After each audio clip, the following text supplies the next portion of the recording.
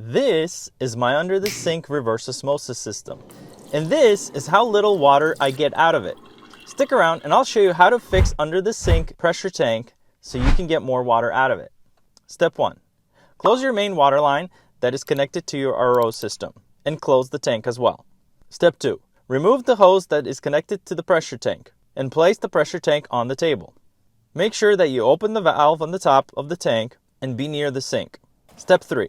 Tip it over to the side near the sink and move it around to attempt to drain the water out. However, that was not enough to get all the water out, so on the back side there's this little cap that I had to remove using a crescent wrench.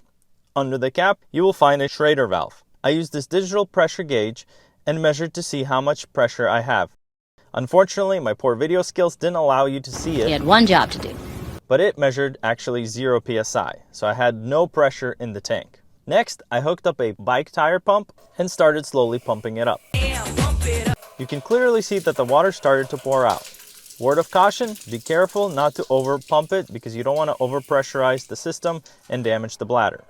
I did this until I saw no more water coming out of the valve in the tank. Once all the water was drained, I closed the valve and did a few more pumps. The idea here is to get the tank to about 5 to 7 psi. So next, I measured the pressure again, and I got about 6 psi.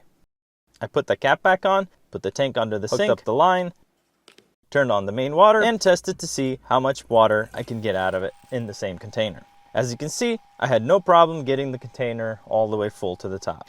Smash that like button, and if you want to improve the taste of your water, check out this video next.